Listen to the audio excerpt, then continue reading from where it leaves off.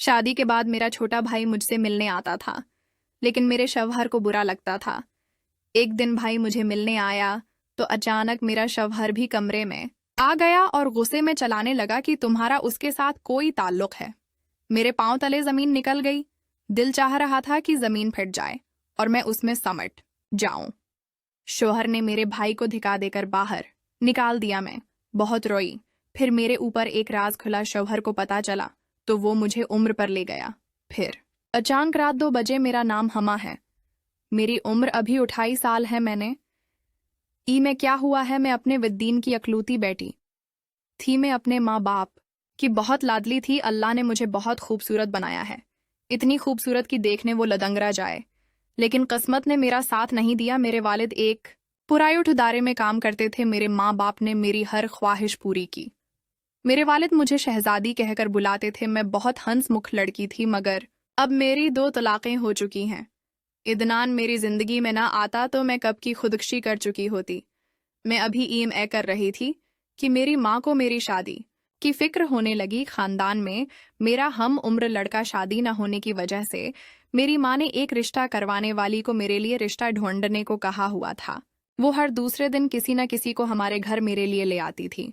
जो भी मुझे देखता पहली नजर में ही पसंद कर लेता, क्योंकि मैं बहुत खूबसूरत थी। लेकिन मैं अभी शादी नहीं करना चाहती थी। मैं अपने माँ बाप की इकलौती बेटी थी और बहुत लड़ली भी थी। कोई भी रिश्ता आता तो मैं खुद लड़के में कोई कमी निकाल कर उसे ठुकरा देती। मेरी माँ मुझे अक्सर समझाती कि बेटी, तुम्हारे वालिद बीमार रहते हैं। मेरे वालिद दिल के मरीज थे। एक दफा उन्हें मेरे दिल का दौरा भी हो चुका था। बस इसी वजह से मेरी माँ मेरी शादी के बारे में परेशान रहती थी। लेकिन मैं भी बहुत ज़दी थी। मैं अभी पढ़ना चाहती थी, कुछ बनना चाहती थी, मगर अल्लाह को कुछ और ही मंजूर था। आखिर कब तक टाल मिटूल करती रहती। जैसे ही मैंने में मुकम्मल किया, मेरी माँ की फिक्र और बढ़ गई। वो चाहती थी कि मेरी जल्दी शादी हो जाए। फिर एक दिन रिश्ता करवाने वाली मेरे लिए फैज़ान का रिश्ता लेकर आई। इस वक्त मेरे वालिद साहब बहुत बीमार थे। लड़का बैंक में मैनेजर था। मेरी सास भी BI की हुई थी। फैज़ान अपनी बहन भाइयों मैं सबसे छोटा था। उनके वालिद बचपन में ही फौत हो चुके थे। फैज़ान की बहनों की शादी हो चुकी थी और एक बड़ा भाई था। उसकी नौकरी दूसरे शहर में थी, इसलिए वो भी अपनी बीवी के साथ दूसरे शहर में रहते थे। पढ़ा लिखा खानदान था। उन्होंने मुझे पहली नज़र में पसंद कर लिया। मेरे वालिद उनके घर गए तो उन्हें भी फैज़ान और उनका खानदान बहुत अच्छा लगा। मैं अभी शादी नहीं करना चाहती थी, मगर वालिद की हालत देखकर मैं चुप हो गई। मेरा रिश्ता तय हो गया और 2 महीने बाद शादी थी। मैं अपने माँ बाप की अकलूती थी, ना कोई बहन थी और न मेरा सगा भाई था। हाँ, बिल्कुल मेरी खाला के बेटे सलीम, जो मेरा मुना बोला भाई था, वो मुझसे उम्र में बहुत छोटा था। मेरी पहली शादी के वक्त सलीम 15 साल का था। मुझे अच्छी तरह याद है कि मेरी शादी के दिनों में वो एक हफ्ता हमारे घर रहा था। कोई काम करने वाला भी नहीं था। वालिद भी बीमार रहते थे। मेरी शादी के सारे इंतजामात वालिद के साथ मिलकर इसी ने किए थे। वो तो मेरा मना बोला भाई था, लेकिन वो मुझे सच्चे भाई से ज्यादा प्यारा था। मेरी हर बात मानता, मुझे बाजी बाजी कहते कहते उसकी जबान नहीं थकती थी। और फिर मेरी शादी हो गई। मैं अपने नए घर चली गई। फैज़ान बहुत अच्छा था और सबसे बढ़कर ये कि मेरी सास मुझे मेरी माँ से ज्यादा चाहती थी। सब कुछ बहुत अच्छा चल रहा था। बड़ा घर था, गाड़ी थी, सब कुछ था। फैज़ान वैसे तो मेरी हर बात मानता था, मगर जब भी मैं अपने लिए मोबाइल मांगती कि मुझे मोबाइल दे दो मुझे आपसे, और उम्मी अब उसे बात करनी होती है तो वो टाल मटोल कर देता। मैं मोबाइल के लिए दुद्ध करती तो वो चुप हो जाता, अपना मूड खराब कर लेता। शायद वो मुझे मोबाइल नहीं देना चाहता था। फिर मैं भी चुप हो गई। दिन ऐसे ही गुजरते गए। मेरे वालिद अक्सर मेरी खाला के बेटे साथ आते। सब कुछ ठीक चल रहा था। मेरा बोलता भाई मेरे बुलाने पर हफ्ते में एक बार जरूर आता था, कभी अम्मी अबू के साथ तो कभी अकेला। शादी को अभी 3 महीने हुए थे कि मुझे महसूस होने लगा कि फैज़ान मुझ पर शक करने लगा है। मेरी सास के पास तो फ़ोन था। वो रोज़ाना बीनक से अपनी माँ को फ़ोन करते।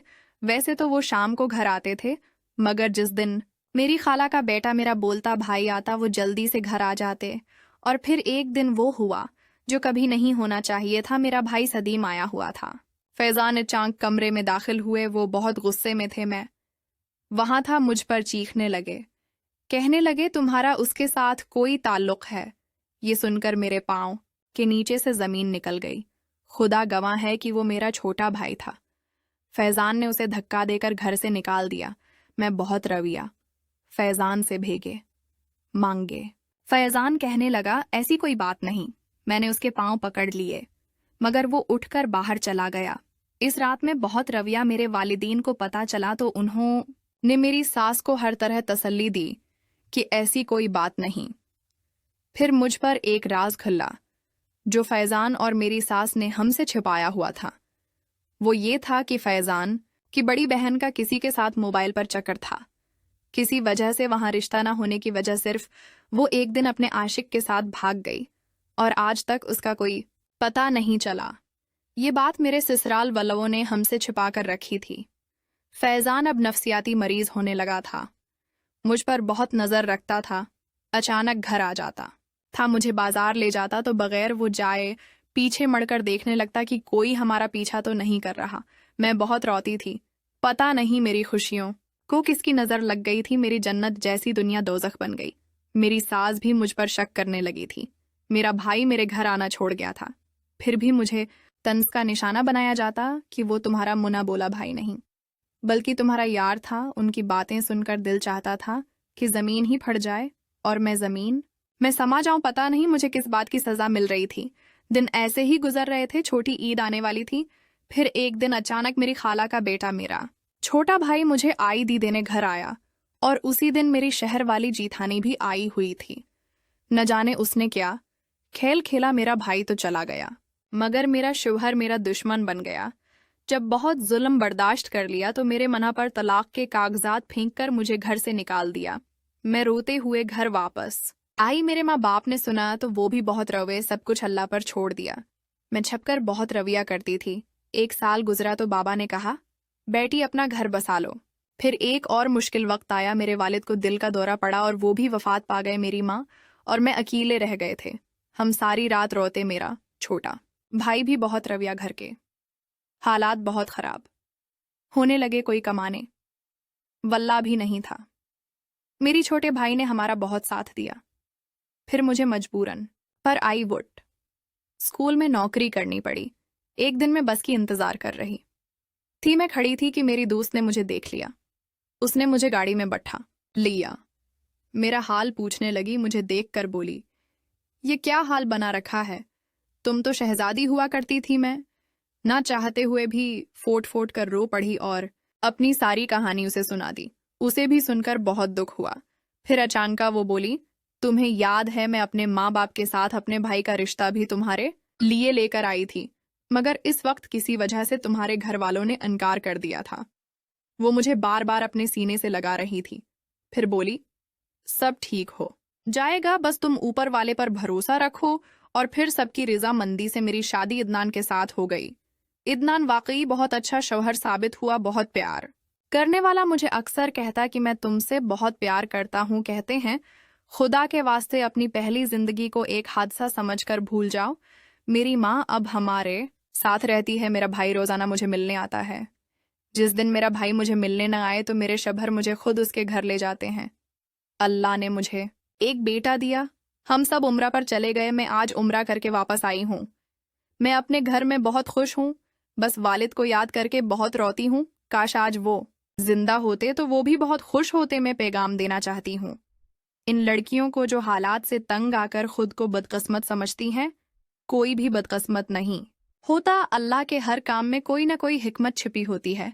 दोस्तों उम्मीद करती हूँ कि मेरी ये वीडियो आपको पसंद आई होगी।